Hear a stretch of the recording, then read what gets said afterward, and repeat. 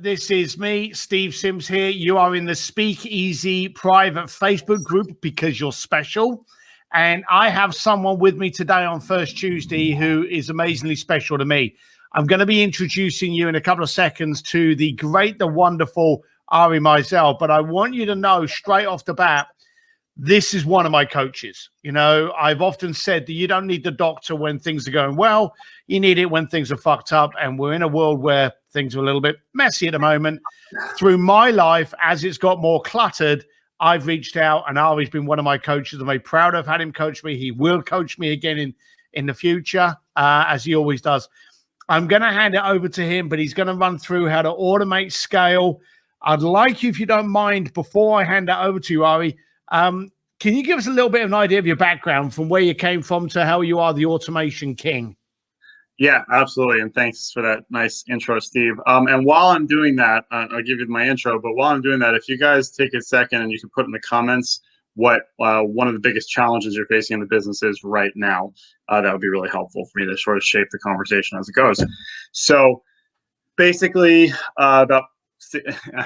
Steve was a bricklayer. I was too, actually, when I was after I got out of college. And I was working in construction, and basically after a couple of years of living a really unhealthy life, I got sick and was diagnosed with Crohn's disease, which is a chronic condition, considered being incurable and very debilitating. Long story short, I was able to overcome the illness. But basically what happened is I went from working 18-hour days to working 1-hour days, if I was lucky. And that extreme sort of restriction on my time is really what formed the basis for everything that I've taught and done since then. So I started a productivity system, which I called Less Doing, as in less doing, more living, and wrote a few books on that. And mostly was focused on personal productivity. And then I'd say about 4 or 5 years ago, I sort of shifted to doing more and more business-minded stuff. And the current program that I run is called, and the latest book also is called, The Replaceable Founder. So the idea is that we want to make everybody in the business as replaceable, not replaced, but as replaceable as possible by creating systems and processes that really empower teams and allow you to be more effective. So that's where I am now. Ari's done very well with us. And again, I'm just going to frame it and then I'm out. I'm going to then bring Ari in to have the soul screen. I'm going to be checking all the messages and questions and writing these down. We're going to be running for about 25 minutes to 30 minutes, and then we're going to go into a Q&A. So I'm going to bring those questions up at the end. But Ari's got a great mind of actually getting into a scenario and asking, why is that done that way? How can we automate it so you can be focusing on your 5%, the thing that makes you special? So without further ado, may I hand it over to you, Ari, to look after our Speakeasy crew?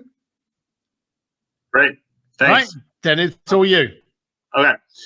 Okay. So there's 3 main things that I want to cover in the sort of short time that we have today. The way that my sort of system breaks down is I really focus on 3 main areas of anybody's business, and that is communication, project management, and processes.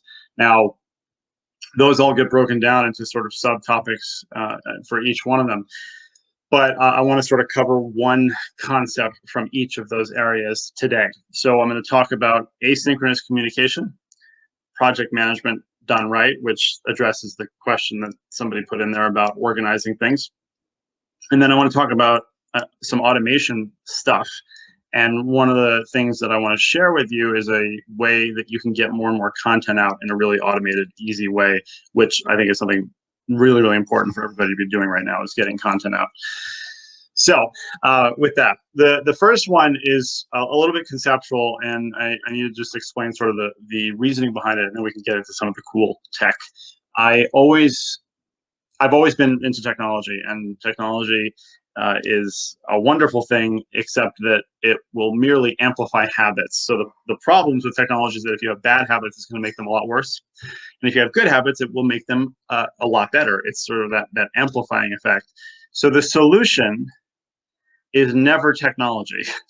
As much as I love tech, and there's all sorts of times where people would just like to know, like, what's the one tool that's going to completely change my life? And it just doesn't work that way. It's a false expectation. And particularly right now, where people are scrambling and trying to figure out how to do things differently, the tools are going to help. But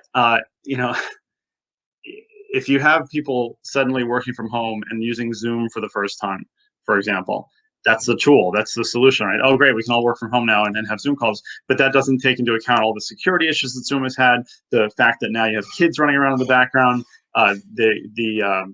the technical aspects of getting on the Zoom calls, all that kind of stuff.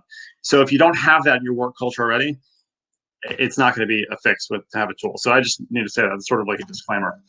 So the first thing, as I said, is asynchronous communication. And to me, this is the #1 tool in the arsenal for me in this time and for all of our clients as well. So in terms of asynchronous communication, what I mean by that is the opposite of synchronous communication. So any of you that are watching this live right now, this is synchronous communication, right? I'm talking and you can respond with your comments. We can go back and forth. A phone call is synchronous. A Zoom call would be synchronous. Most other things that we use for communication are meant to be asynchronous. And a lot of times we don't use them that way. So the concept with asynchronous basically is that I can send a message, I can put something out there whenever I want, whenever is most convenient for me, or ideally whenever is most effective for me. The person on the other end can receive it when and where they want to, and then they can respond when and where they want to, and the cycle goes on and on. So what you're essentially doing by allowing people to communicate asynchronously is allowing them to communicate when they're at their best, which I shouldn't have to convince you why that's a good thing. But we can really sort of stretch the limits of asynchronous communication. So things like Slack, I'm sure many people are familiar with Slack, things like WhatsApp. My personal favorite for communicating is a tool called Voxer, which I'll talk a little bit more about.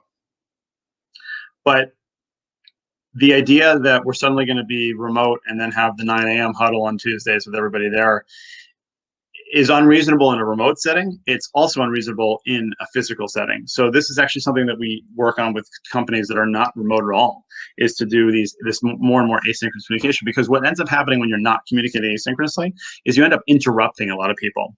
And what we know from a lot of research is that one interruption in a day can pretty much ruin a person's entire day in terms of productivity.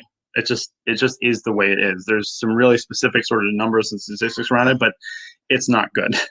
And whoever ever thought that you could get 2 people, much less an entire team, like 10 or 12 or 20 people on the same schedule, that, you know, Monday at 9 a.m. they're going to have their meeting and everyone's going to be on it, is just crazy. So one of the things that we do is